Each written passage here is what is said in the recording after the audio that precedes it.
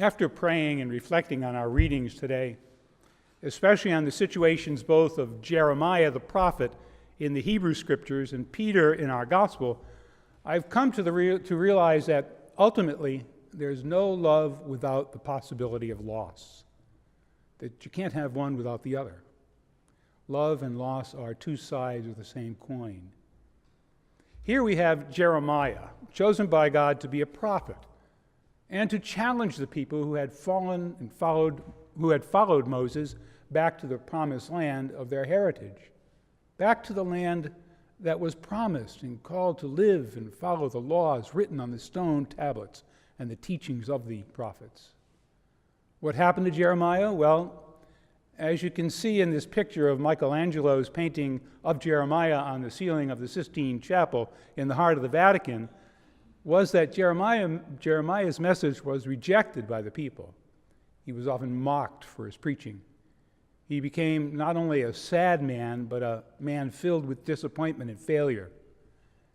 Jeremiah became not only angry at the people's hard-heartedness, but eventually he turned away from God to complain and even whine his way in his failure. We can almost hear Jeremiah saying, "You called me, God, and now I'm alone and lonely.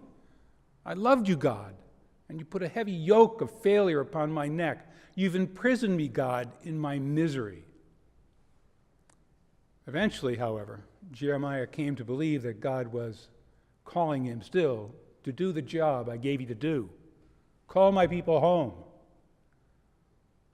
Peter's another biblical character in today's scriptures who feels duped by God when, for example, Peter and Jesus enter the city of Jerusalem. After all of Jesus' preaching and healing, Peter expected Jesus would be hailed the King of the Jews. Instead, Jesus said, "I'll be arrested, rejected, crucified, but will rise again." Shockingly, Jesus tells Peter the very same thing that Peter doesn't want to hear, that he would be left alone. Of course, Peter doesn't hear Jesus say, "And I will rise again on the third day," or later in the scriptures, "I will be with you always. You will always be mine." But Peter doesn't hear these promises of Jesus. Instead, all Peter hears is the adversaries, the evil and mocking lies whispering into Peter's spirit, "Peter, you're a failure. Jesus is going to leave you alone, alone, alone." In other words, the father of lies whispers, "Peter, you're a sucker. Don't listen to Jesus. You're going to be left alone, alone, and very lonely." During my 40 years of preaching as a Passionist and priest, I've had the opportunity to preach 5-day retreats to priests, deacons, and many other groups throughout the United States, Australia, Germany, and many other here and there's. On these retreats, I often ask those on a retreat, especially the priests and deacons or religious, to retreat forward with me.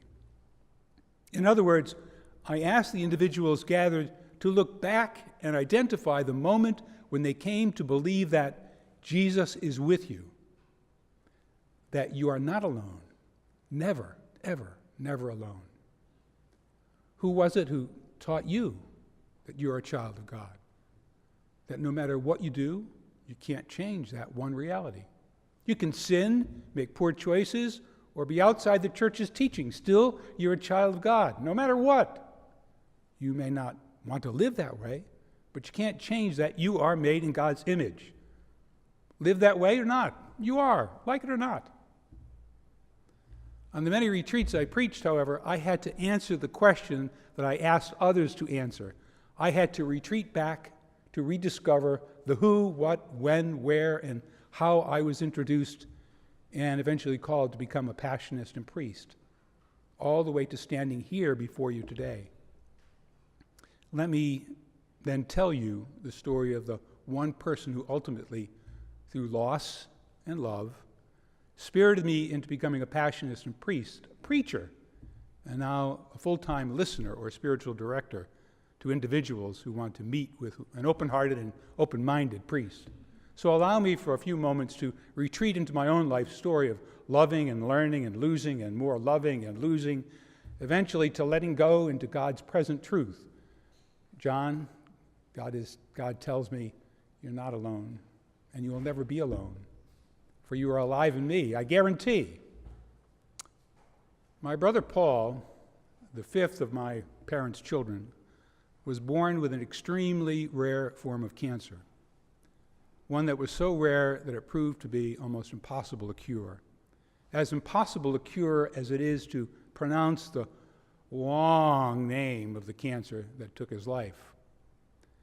Of course, the fact that my brother Paul was so terribly sick and in and out of the hospital so often didn't stop both of my parents from having to work, put their heads down, their hands to earn a living to feed the family, their hearts to caring for Paul, and their spirits to asking God for help.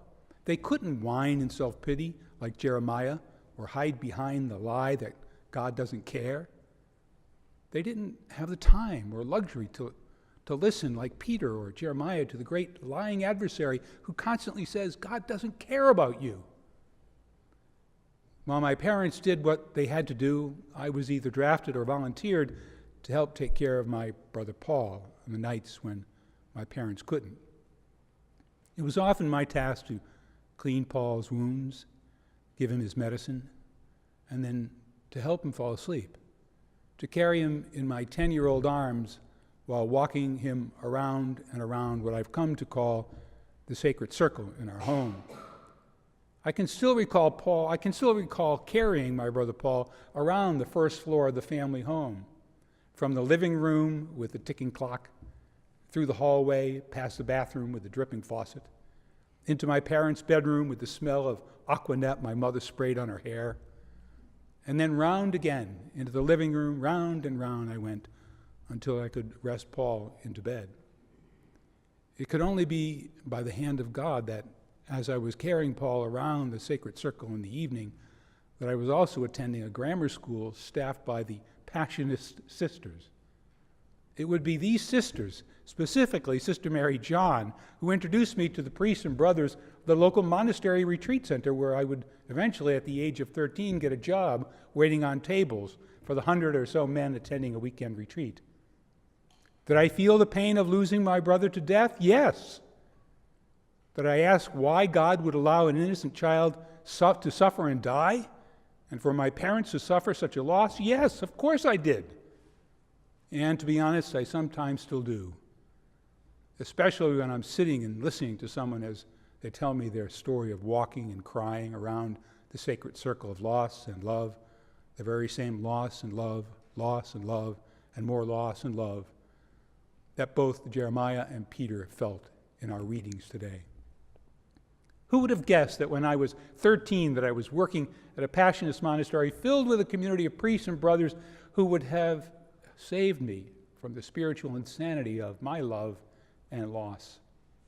It wouldn't be surprising for those who have been lost along the way that with even the smallest grain of faith, the right person at the right time and with the right words will point the way toward a much needed and perhaps inspiring purpose.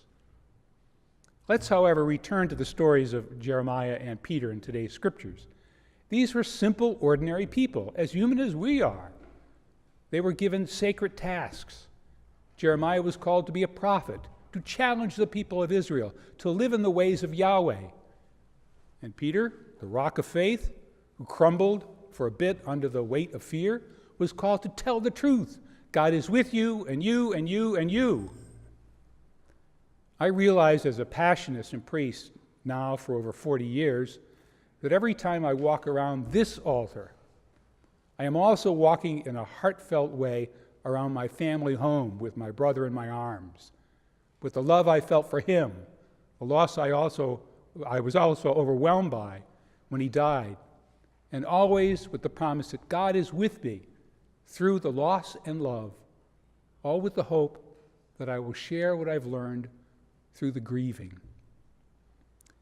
If there's any lesson I can share with you today that might ease some of your suffering and pain, loneliness, or feelings of uselessness, it's this. If I could shout it so loud that the entire world would hear it, I would. But all I can do really is whisper the words we so desperately want to hear every day. You're not alone. Or, I, your God, am with you always until the end of time.